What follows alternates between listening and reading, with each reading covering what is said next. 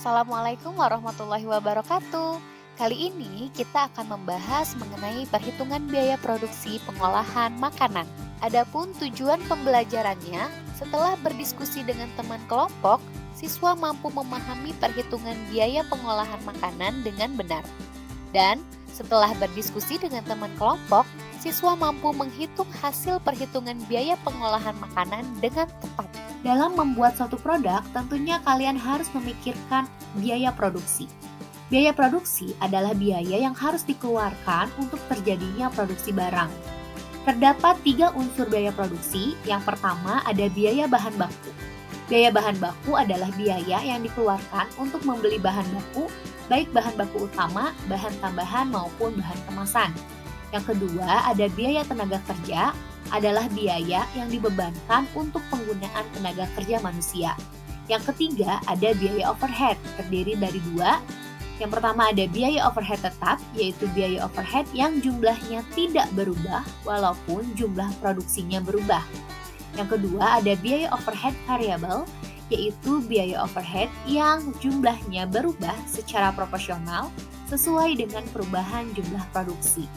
Komponen biaya yang harus ada dalam perhitungan harga biaya produksi yang pertama adalah investasi alat dan mesin, yaitu pembelian perlengkapan alat dan mesin produksi yang dibutuhkan untuk proses produksi.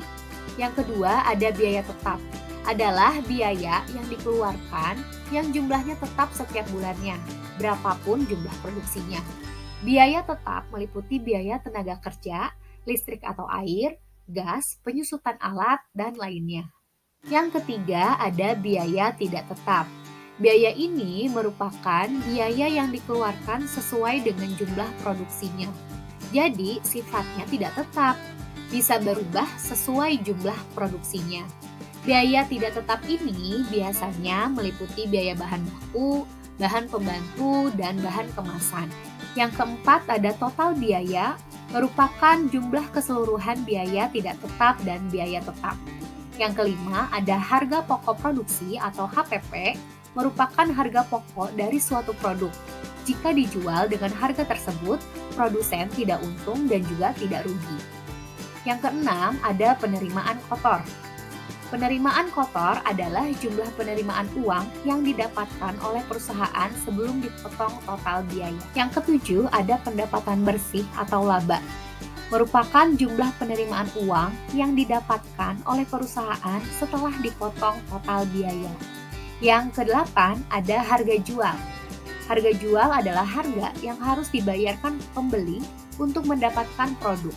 Harga jual bisa ditentukan dengan mempertimbangkan HPP dan juga produk pesaing.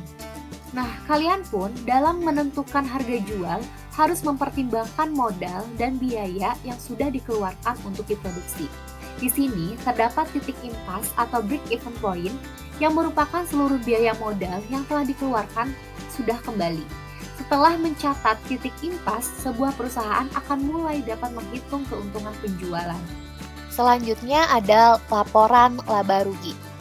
Laporan ini merupakan salah satu laporan keuangan yang memberi gambaran atau informasi apakah perusahaan pada periode tersebut memperoleh laba atau rugi. Laporan keuangan dibutuhkan untuk menentukan kebijakan pada periode selanjutnya. Laporan laba rugi ini bersifat proyeksi, merupakan rencana kegiatan dalam sebuah proposal, bukan merupakan laporan dari apa yang telah terjadi. Ini bisa dijadikan acuan bagi perusahaan untuk menentukan target kegiatan usaha dalam satu periode. Dalam menentukan penetapan harga produk, terdapat 3 metode secara teori.